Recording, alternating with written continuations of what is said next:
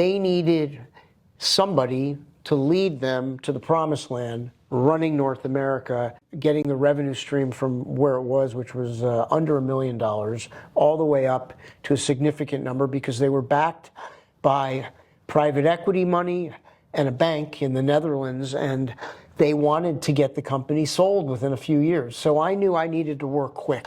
I've always felt like you never stop selling. The trick is you help the salespeople because it's a team sport. You sell with them. And that's what I did. I took the revenue stream up to 10 million in 2 years' time. So yeah, this is what we do. We sit down with entrepreneurs from all around the world and have conversations, questions. And so if you want to have an opportunity to come and be in the hot seat, come and learn and talk and explore ways how you can help and provide value to other people, welcome, and we're going to have a chat. Okay, welcome back to the Rabasha Family Podcast. Now I have a very, very special guest with me here. A very special guest. That's very kind of you to say. No worries. We have Jeff Hoffman, a visionary, someone who's led with passion and service, someone who's believed in his imagination and to turn it into reality. A chief revenue officer, a CEO, a founder who's gone through 2 exits, a board advisor, a powerful, even now coming in as a lecturer. Your vision has inspired. So I wanted to read a little bit of your statistics, and then I want to go into a powerful interview because I have many questions for you. I just want to read some of your career highlights. You've had over $1 billion plus value creation across 2 key liquidity events, 145 million total capital raised for startups under advisement, 1 million to 10 million sales and services closed for European fintech company over 2 years, 170% qualified pipeline leads for digital imaging company over 3 years, and 50% market share gains for US fintech company over 2 years. Now you understand and have a passion when you work hand to hand with CEOs to understand how they can grow that revenue, you know, with investors, the sales and the marketing. So I'm really intrigued to have a conversation with you, and welcome to come on the show. Well, thank you, and appreciate you doing all that segue. You definitely took the time to read through and understand, and you know, the way you articulated the purpose. I appreciate that. No worries at all. So I know I have many questions to ask you, but let's take it back to the very beginning. For those who don't know you, where are you from? How did it all start? Sure. I grew up in Stamford, Connecticut, which is not too far from New York City, about 50 miles north. I was a kid who loved sports. I played a lot of team sports. Ultimately, I settled on an individual sport, which I loved and I still play a lot of, which is tennis. I played college tennis, high school tennis, junior tournaments, and I still, you know, play during the 8 months out of the year that they keep the courts in New York City open in Central Park. The outdoor clay courts, I play from April all the way through November outdoors, and it's fantastic. I'm playing with people, still highly advanced level players, much younger than me. But you know, my career pretty much started out, I mean, I wanted to get into an industry coming out of college that was opportunistic. And the industry that was spawning up when I was coming out of school was the B2B enterprise software industry. It was different back in the 80s and 90s when you had brand companies like Oracle and IBM and SAP. There were less small venture capital, private equity backed companies at that time, but as we went through the 90s, we started to see a different spectrum of you know, funded companies that were pegged as portfolio interests for these investors, and then they wanted to exit those investments to get returns. And so the beginning for me was really selling at IBM and then Oracle, and then I sold for some smaller companies, and then eventually got into management jobs. But I understood the industry from the onset was really a change-oriented industry, because all these companies, whether they were publicly traded like Oracle and IBM, or the privately held companies that were invested in, they were all in change mode. So they were all trying to get results right away. So let's just wind it back a little bit. So what did you study in college? English literature was my major. Minored in economics, but English lit. And I think I did that because you used some interesting words to describe me initially, like being passionate and visionary. And I think for me, going back to my days in college, the idea of reading a novel and then coming up with a motif that I thought the novel represented, and then writing about it, gave me some freedom to articulate my thoughts and my perspective and what did I think that book was really about, versus just walking into an exam and taking a test and studying for the test. And so English literature was an opportunity, I think, for me to be who I am, which is put my own spin on what do I think something means, and be introspective on what something's truly about. What is it? What is the purpose? What does it really mean? And I think that's something I've innately been good at my whole life, which is being able to read a situation well. Read a situation well. Okay, so you graduate from university, did English literature, and then you said you wanted to go into the B2B fintech software space. Correct. So what exactly does that mean, and where did you now go from college? And I also want to go when you touch on the exits, and I really want to, that's a powerful topic. So can you tell us the segment from university? Yeah, so it was a bit of a journey. It didn't end up from college to B2B fintech, but being specific about what steps led me to where we're at, I first thought I was going to be a lawyer, and I went from college to law school. I did 1 full year of law school, and for the first time in my life, maybe I was too young going to law school right out of college, but it didn't feel like it was the right fit. In retrospect, I just think I went too soon. I should have waited and then gone. But I did a full year of law school, and I decided I didn't want to go back for the second year. So I knew I needed to go into something. I figured for my skills, sales would be a good field to kind of get into. And in the B2B sector of different industries, there was a lot of opportunity coming out in the 80s and early 90s, a lot of opportunity. I bopped around. I started out initially, I was selling copier machines, and then I cold called my way into IBM as a seller in their banking vertical division. And I was selling into financial institutions, everything that they had. I was a client representative selling all of their products and services. But it was a matrixed environment, so I had to figure out what's the problem that the prospect is dealing with, and then go back to the ranch at IBM, figure out what products and services could solve that prospect's problem or that customer's problem, and then figure out what internal resources I needed to bring to the meetings, and also understand from the customer side, who do I want them to bring to the meetings. So very consultative. We used to call this solution selling, so I kind of emanated out of that solution selling mode in the enterprise software industry, and that's how I started out at IBM. And then a few years later, a recruiter contacted me, an external recruiter, and asked if I wanted to go work at Oracle. And I'm like, wow, Oracle? I mean, are you kidding? Who doesn't want to work at Oracle? I mean, that was in the, we're talking now mid to late 90s.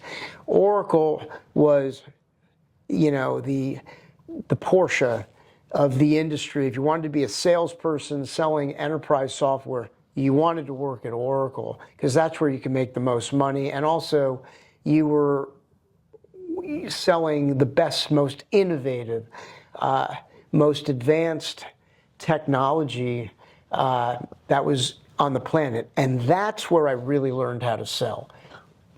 I love this. So let's go back a little bit what you said. You cold called your way into IBM. Yep. What do you mean? I literally mean I picked up the phone. In those days, we're talking about the mid-90s, you could do this. You could figure out who runs certain divisions, and you could call into the company, and you could get the assistants or the secretaries, and they would help guide you, live person to live person. They would guide you into, I can get so-and-so to call you back if you send an email. So role play. Yeah. I'm the gatekeeper, which is basically what you're saying. You, in that day, you called me, and how did it go? I'm literally calling you up, and I'm saying, listen, thank you very much for taking the call. My name's Jeff Hoffman. The reason I'm calling is I'd love to speak to so-and-so about my interest in joining the firm as a sales representative. I think I bring a lot to the table and would love to have the opportunity to introduce myself to Bob or whomever that person was, Susie, whatever their name was at the time. Would you be able to, make an introduction? I'm happy to provide my CV. I'm happy to. Now, that might sound very trite and very simplistic, but as crazy as it sounds, that sort of outreach could work because there were not, this was pre-internet, right? So there were not thousands of people reaching out to that person. Mm-hmm. And so the secretary would be happy to help that ambitious go-getter, me in this case, trying to have a conversation with somebody. And the difference is nowadays, fast forward to 2025, obviously if you try to do something like that, good luck getting anyone to take the call. That's not going to happen. But secondarily, you're seen as a terrorist, not an opportunist, and you're not viewed in a positive light. Why? These days? Yeah. I think for the most part, there are too many charlatans flying around, and they've created a numb environment, making it more difficult for people who do try to do the cold outreach still, because I think it's still something you should continue to try to do. Calling. Calling.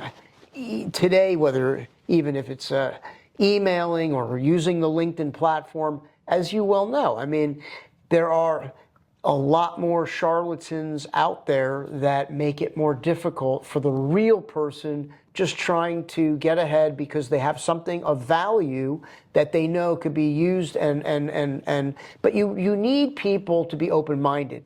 In the old days, people were more open-minded because they didn't have to sift through thousands of clutter to get to one solid person. These days, you got to be extremely open-minded. Now, given my background, and I know you'd share the same perspective, you're open-minded.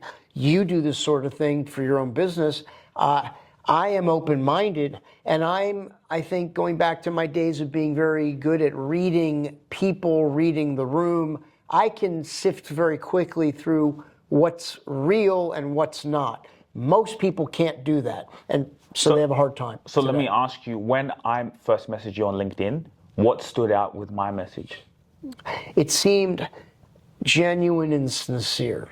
A lot of the messaging that comes at me and at people on LinkedIn or email,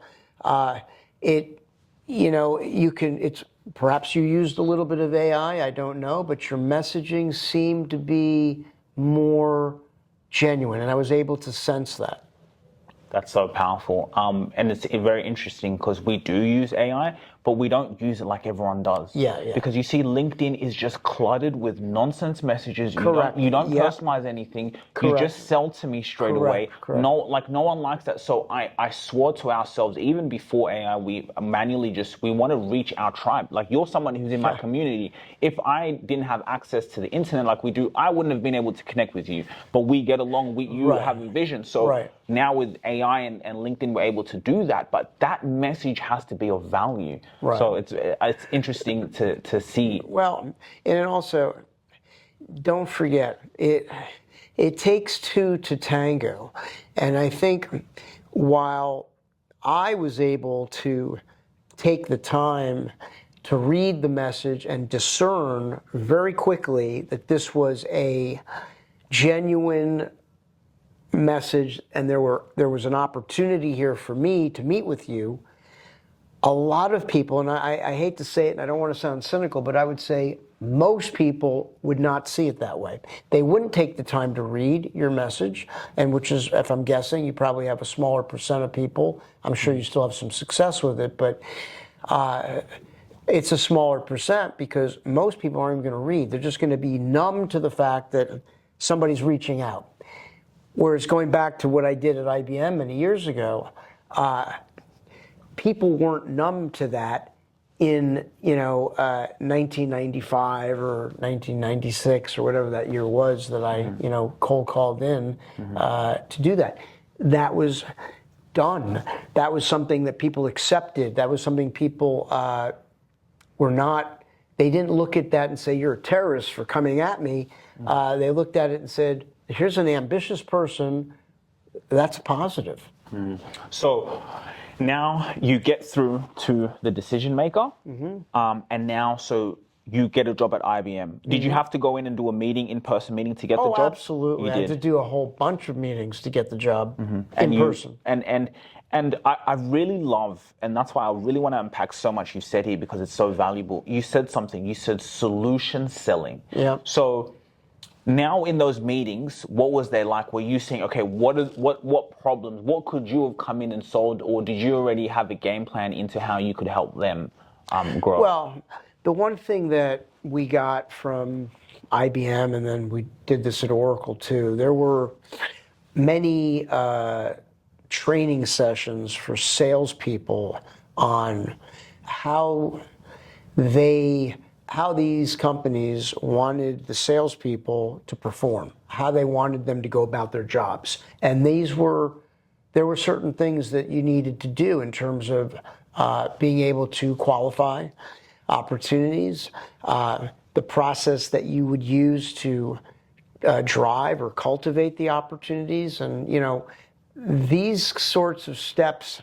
that were part of that whole consultative solution selling environment, because in the old days, we were selling perpetual licenses.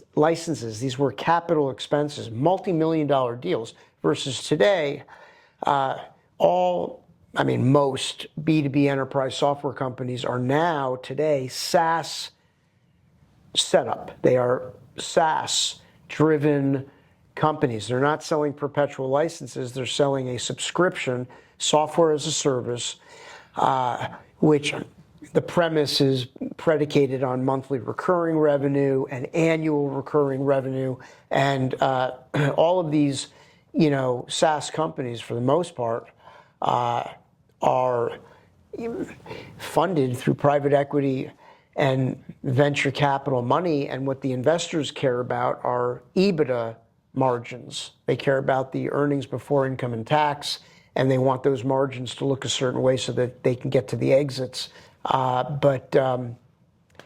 Solution selling spawned up many years ago from doing a lot of work to ensure you were working on a real deal. And a lot of that solution selling technique, I think, has gone out the door today. When I look at a lot of salespeople who never sold, these big laborious deals, but they're selling more tactical subscriptions The subscriptions might go to from 3 to 5 years, but they're selling a subscription. It's typically a shorter time to market. The deal doesn't take as long to do, and they miss the steps. They're not going through the careful prep work that we learned how to do at Oracle and IBM to make sure we were working on real opportunities. Today, a lot of that is not being taught, and I think it has to be. Solution selling. So now you're with IBM, and then you're going and selling basically $1 million. Multi-million-dollar deals, yeah. Wow. Each meeting that you had. Well, each opportunity. The meetings were to try to qualify and secure an opportunity, which turned out to typically be millions of dollars. So what was the key to achieving that? So for example, like when we break it down in our business, we look at it, okay, it's a numbers game. If I can speak to, 3,000 of my qualified, tribe every single day, then okay, 3,000, we convert 1% of that. That's 30 people. 30 people, we have a good conversion rate. That could be 50%, 40%. And then boom, that's how we continue to track that and measure that. So what was your kind of aspect? Because, being a chief revenue officer, let's even start at IBM before you went to Oracle. What was the key in bringing in sales? Well, in those days, I was just a sales guy, a sales representative at IBM and at Oracle. The key to finding and bringing in the opportunities was a combination of I would first meet with ideally decision makers, but I also was taught in the style of selling that we were taught, you want to meet with as many people who care about the products and solutions that we can provide to the organization we're trying to sell to. You want to meet with as many decision makers or influencers and also users of the software, people that would be actually using it. You want to expand your audience. Expanding an audience is a key contribution to ensuring you're working on a real opportunity or not. If you do not talk to multiple people in an organization and you only talk to the worker bee level folks who cannot make a financial decision, but they can tell you that there's interest or not, but they can't make a decision, and you don't expand to the influencers and the users, you are putting yourself in a precarious position. So the key was to talk to as many of these people as you could, make sure they were aligned with their perspectives and views. And so I always wanted to bring people that I was selling to into a room together, align them together at the same time, and then bring in my cavalry of support staff that were going to help me, the folks that worked with me at IBM, at Oracle. I then went to some smaller companies. Vitria was another company I was at selling, and then Essential, which IBM acquired. Always wanted to bring my engineers, my subject matter experts to those meetings. So I would orchestrate. You got to ask a lot of questions to the people you're trying to sell to. You have to make the right statements and you have to ask the right questions. That's value proposition stuff. First and foremost, ask the right questions, make the right statements, get the people you're selling to together, bring in the people that are going to help you sell an opportunity, and then you figure it out collectively. That was the key. And that's how you could then figure out what are the next steps. Being in those meetings, you could because there was multiple meetings. It wasn't just one meeting and you're doing $1 million deal. The multiple meetings, because the deals would take anywhere from, on the low end, 6 months up to 1.5 years. Wow. So the sales cycle was 6 months to a year and a half. Wow. Whereas SaaS deals do not go 1.5 years. I mean, you might see a SaaS deal from start to finish, on average going 6 months. You might see some deals that get up to closer to a year. That's rare, but because you could be talking about large multiple, annual a contract that could be a 3 to 4 year agreement.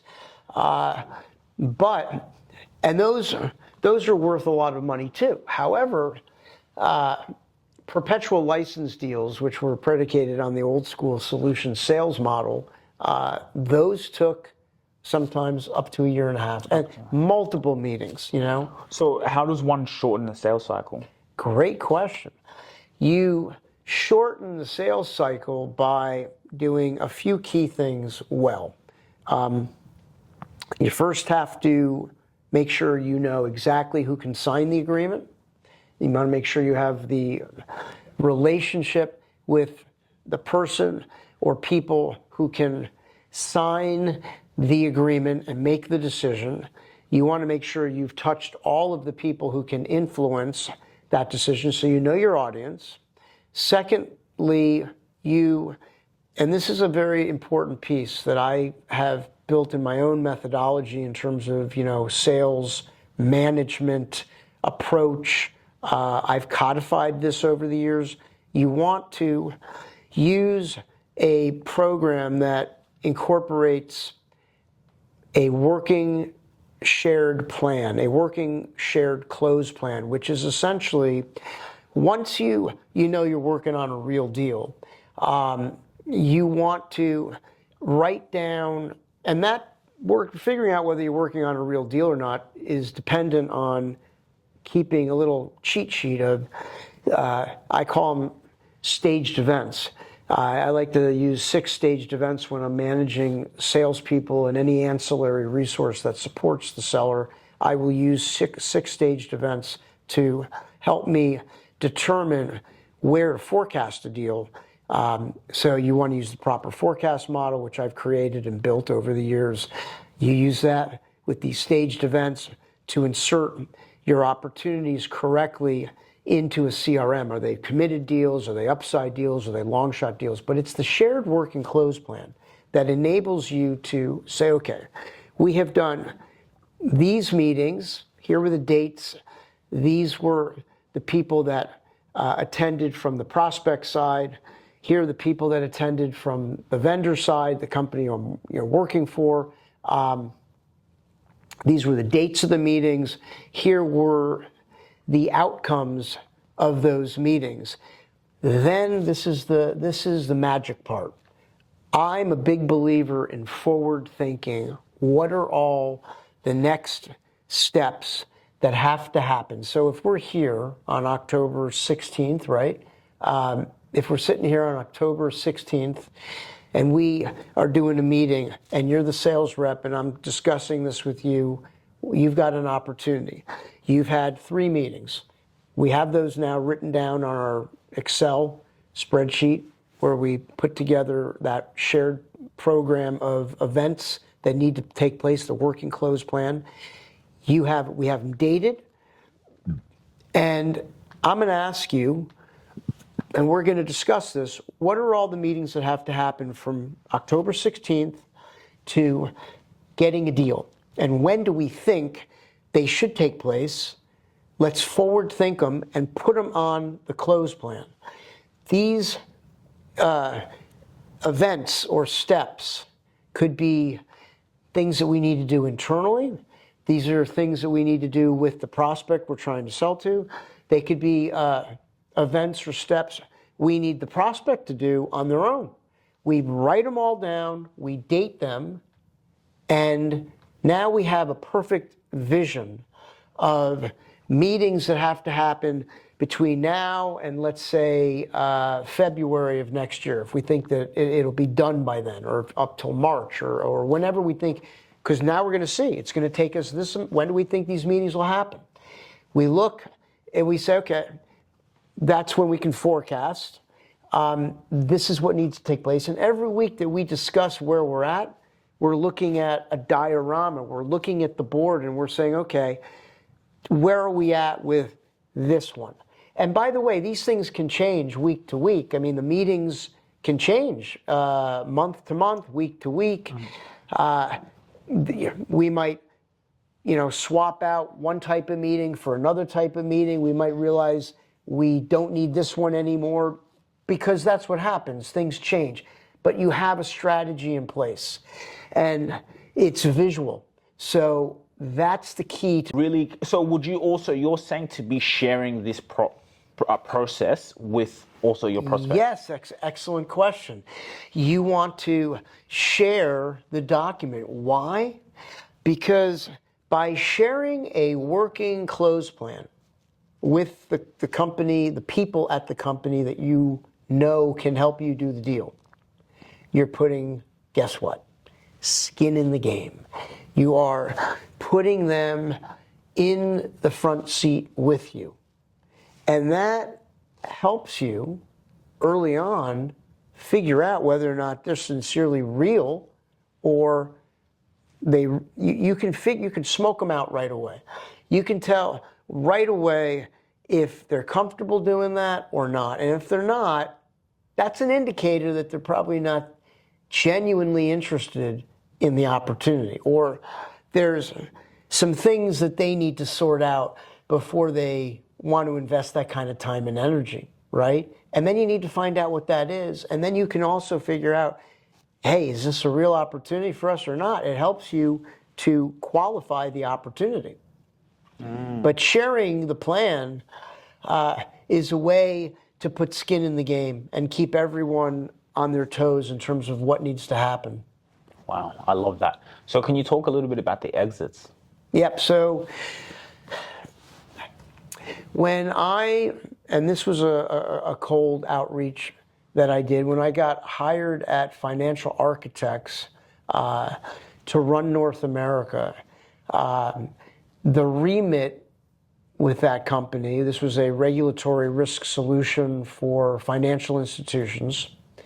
I cold called my way into that opportunity. I called some people. They said, we can't do anything with you, but one guy said, I know of an opportunity, and I asked if he could make an introduction, and boom, before you knew it, I was connected to the CEO of Financial Architects, which was based in Ghent, Belgium.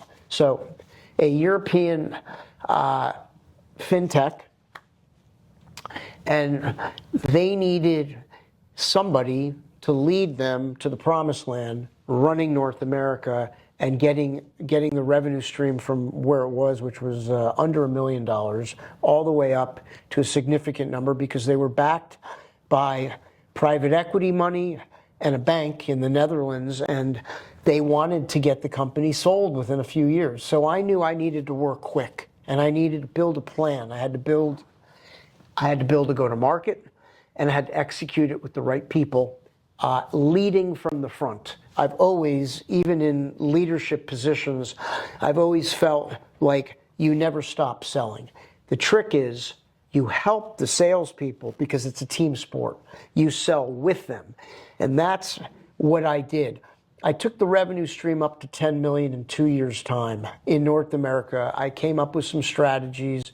One was building a copious partnership strategy with the Big Four consulting firms. I cold called. This was 2008, 2009. And you were the CEO? No, I was the chief. Well, I was head of sales and marketing for North America. Okay. And you still were cold calling? This was back in 2008, 2009, 2010. You could do that back then. It's much harder to do that today. Now you've got to have a very smart lead generation program, and that's a whole nother conversation about where we're at today. But back then, I contacted the partners at KPMG, Price Waterhouse, and others, and I said, look, we compete with other vendors that you're probably familiar with.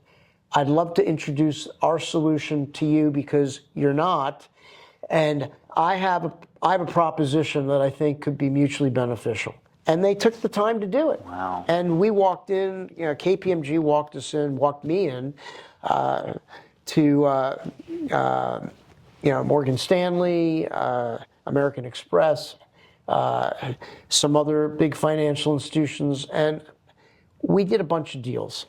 I took the revenue stream up to 10 million, and the company, it helped the CEO of Financial Architects sell the company to Wolters Kluwer. Wow. So the reason why it went to 10 million, was it because you were getting deals with those companies and it was just kind of going around? We were getting deals with, Morgan Stanley. We did a big deal there. We did a big deal with Toronto Dominion. We added on revenue at the one account that was there before I got to the company in America, which was BNY Mellon. We increased the revenue stream at BNY Mellon, and we did some other deals. It was enough to get the revenue up. So how did you show these companies that you were better than your competitors? What made that revenue? Well, I think a few things. First and foremost, this is another key ingredient, I think, to building a strong revenue management program. Have a fair pricing strategy. A fair pricing strategy that is mutually beneficial and easy to understand. You got to understand it from the standpoint of how do I sell it? And the buyer needs to understand, how are we buying this? And what is, I think a fair pricing program is always one that gives the buyer an out, but also enables the seller to lock in the ability to recognize the revenue, okay? That doesn't happen 1, 2, 3. So I think we built a really good, fair revenue pricing model, which was customized. We didn't say it's our way or the highway.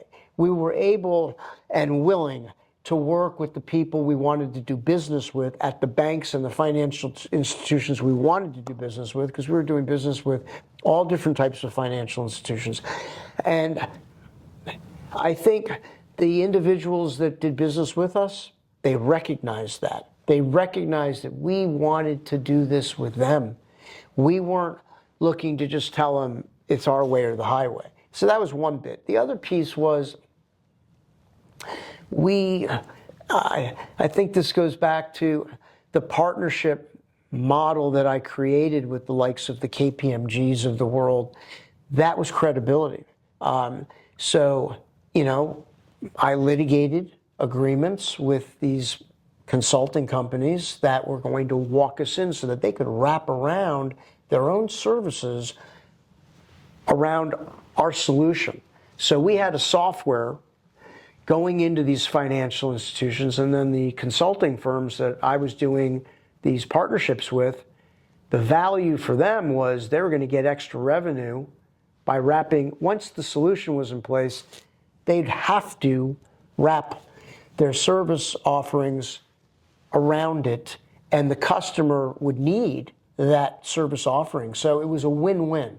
So I litigated along with the attorney that we had at Financial Architects. We litigated these smart, fair agreements, and that helped us get more credibility. And then the last piece was, we had a great product, and we could demo the product. It was not some fabrication. So that's how the exit took place at Financial Architects. Now then, I called the recruiter. No, sorry, cold call. I called the recruiter who had placed me at Oracle many years earlier as a seller, and I asked him if he could find me a strong sales management leadership role at a bigger company. And within a month, and this just doesn't happen anymore, it's hard to be this lucky, but literally within 1 month, maybe 6 weeks, he calls me and says, do you want to work at SunGard, which at the time was owned by the private equity firm Silver Lake. The company was structured as a tier 1 $6 billion fund owned by Silver Lake, 9 different divisions. And, he said, look, do you want to work in the financial services division selling, they have treasury, cash management software. and it's a turnaround. They need someone to turn around this underperforming sales team. And it was a large team. The team was doing about 7 million as an underperformance, and they needed to generate, they should have been up at 10 million or 10.5 million per year just for the team, this one team within this division. And I took the revenue stream up within 2 years. The remit was, why are we not performing? Fix it and scale it. And scale. But let's go back a little bit. How much did they exit for that previous company? The one. Great question. The financial architects company sold to Wolters Kluwer for hundreds of millions of dollars. Did you have equity in that? I'm not going to discuss. Oh, okay. So you can't. That's like a non-disclosure. Yeah, I'm not going to get into those details. Okay. But like the way, like in someone in that position, could you go to a company and say, hey, if I help you do exactly what you did, I get like a piece of the pie, or I get equity? Is that how like yes. it usually works? When I've gone into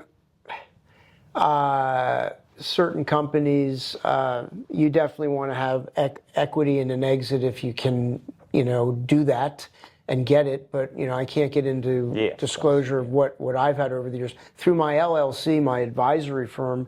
Part of my program is to say, I will work on a retainer and equity, that kind of thing. So is that the position you're in now, where like, can you, kind of give people a direction on what's your vision now? What do you do now? I think that's a great leeway, what you just said. So there. the past 10 years, after running sales and marketing at 3 fintech software companies, and 2 did get to exits.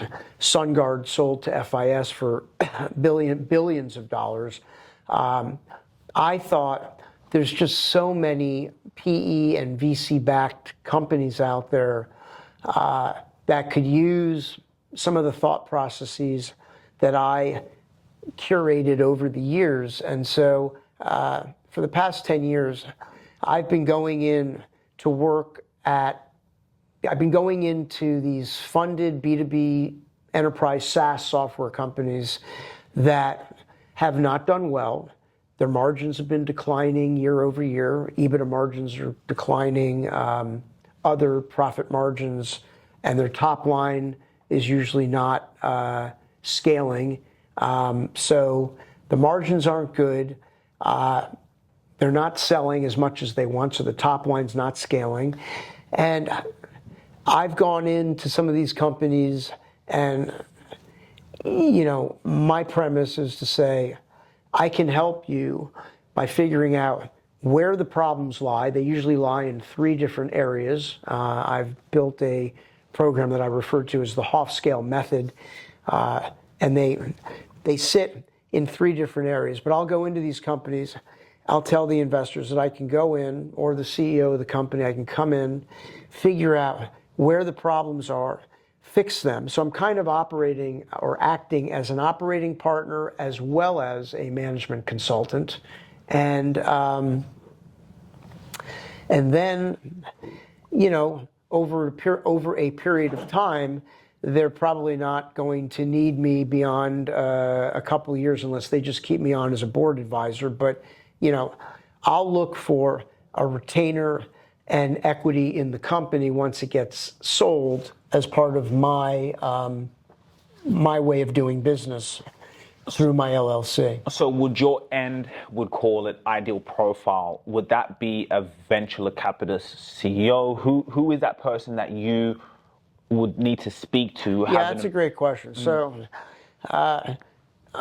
in order for me to be properly positioned, it's great to have a relationship with a founding member of the venture capital firm that's the lead investor, or if it's a private equity firm, a founding partner or, a senior level partner at the PE firm that owns that portfolio investment and can make decisions on what that portfolio company needs and insert the right people if they don't have those resources in their own firm.